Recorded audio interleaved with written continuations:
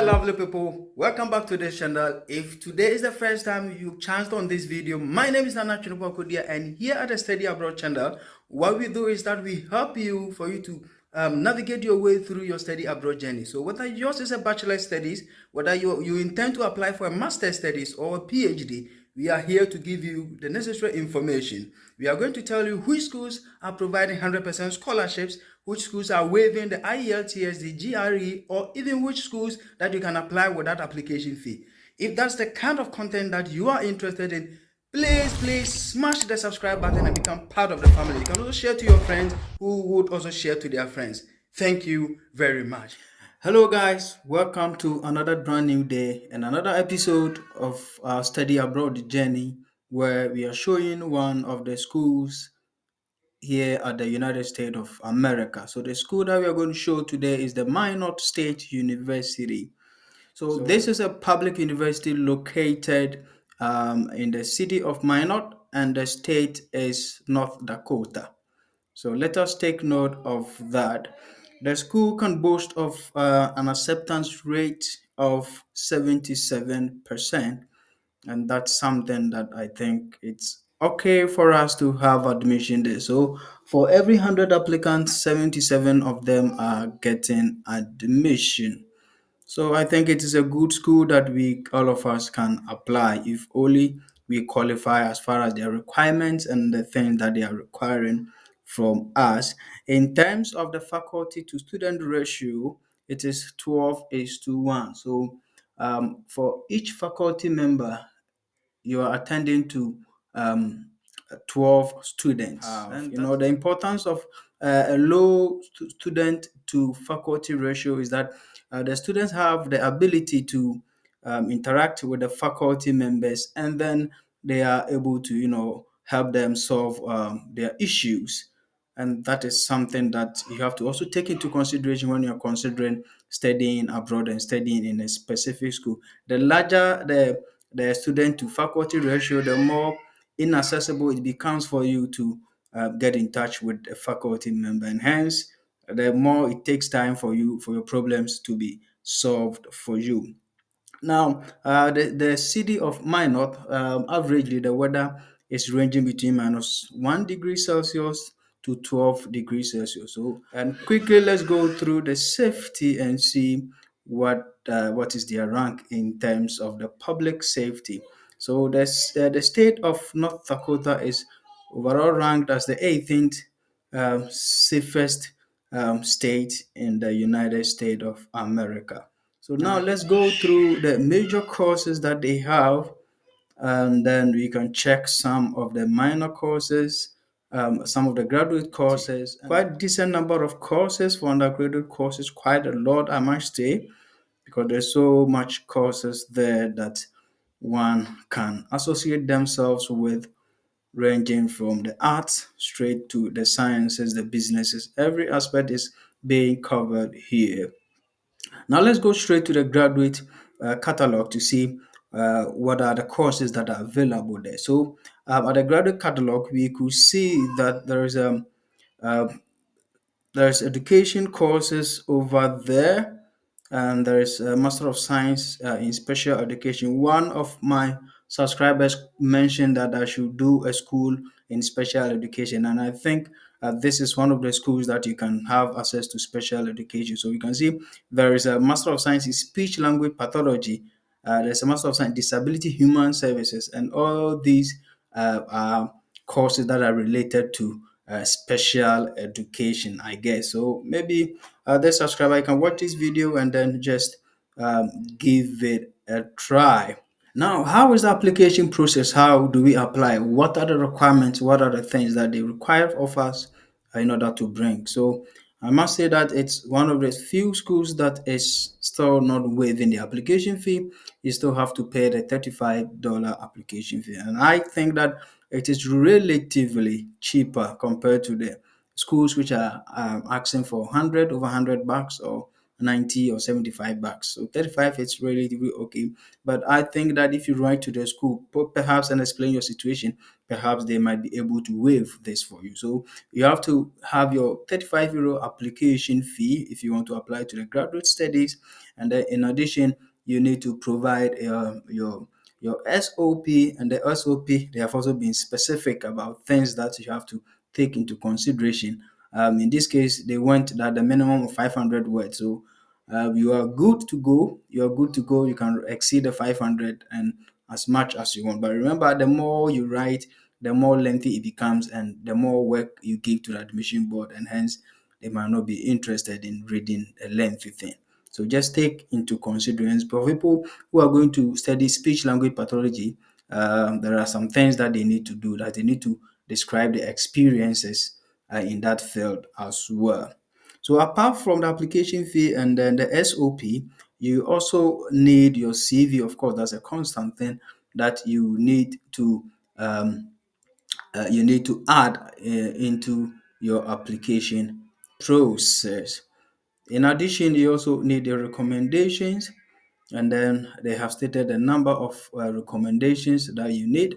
Three recommendations that you need. So you should be able to take into consideration and then get this requirement for us. And this is the point of our interest. I love this point so much.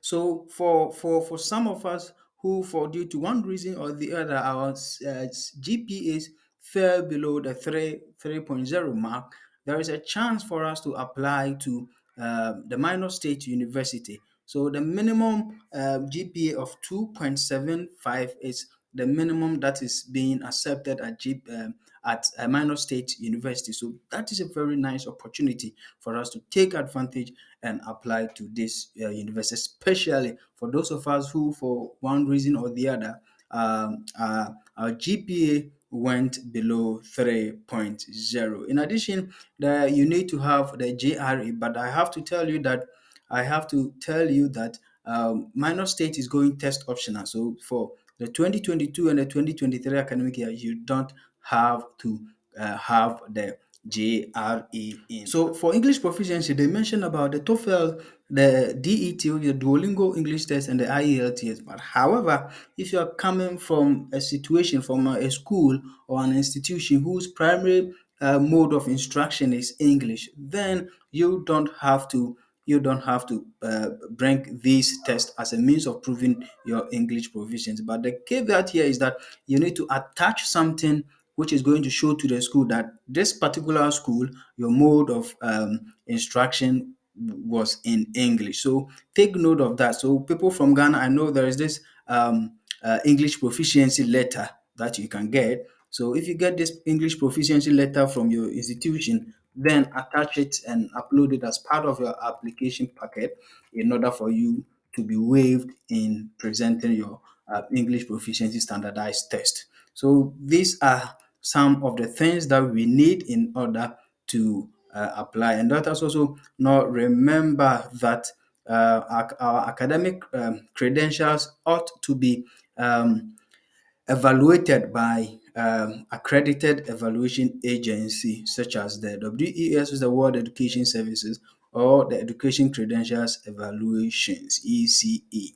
So first, let your transcript go to these organizations and let them evaluate them course by course, and then you can send the evaluated form as part of your application process. And finally, you need to have your CFR, the Certification of Financial Responsibility, as part of the means of showing your ability to finance yourself during your stay. But just stay tuned. We are going to show you some of the scholarships and the tuition which are available in this school, and then specifically we are going to show you some of the listed jobs that are available for you as a student. So you know these jobs in advance, and then you apply to the school, you get it, and straight away you go apply to these jobs as well.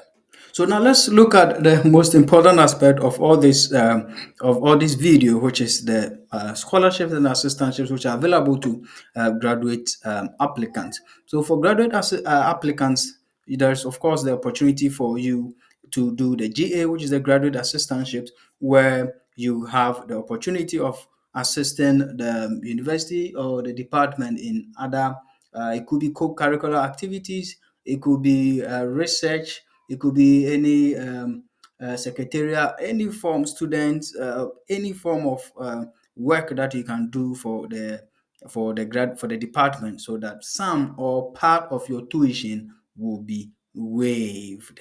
But in order for you to apply for this graduate assistantship, you should be fully admitted to the graduate program, and that is very general and very common across all the United States of America.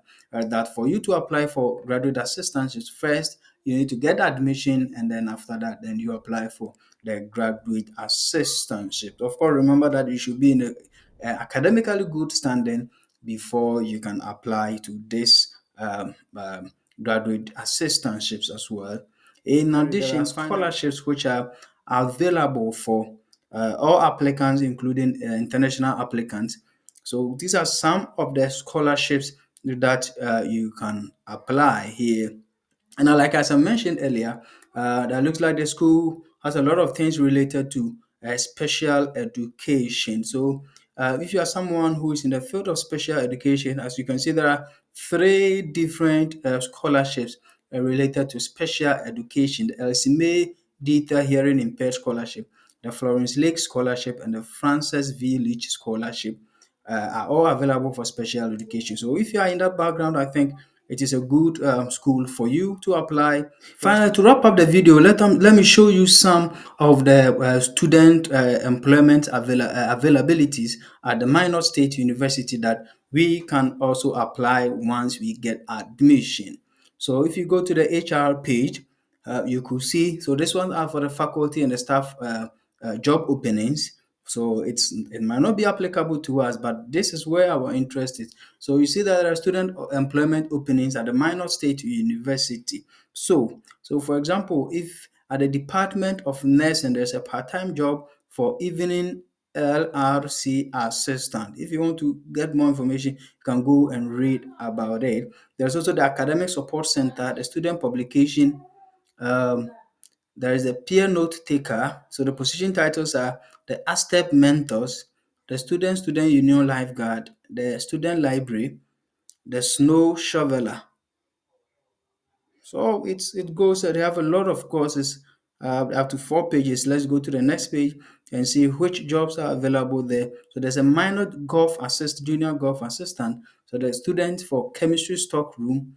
There's a student intramurals, peer tutor, student gallery assistant, Northwest Art Center, and all these other positions are available for you as a student to apply. Some of them are part-time, some of them are even full-time. So just take note, and if you're just interested, go check this link and go to the more information and read more about these. Thank you for staying through. Thank you always for the support.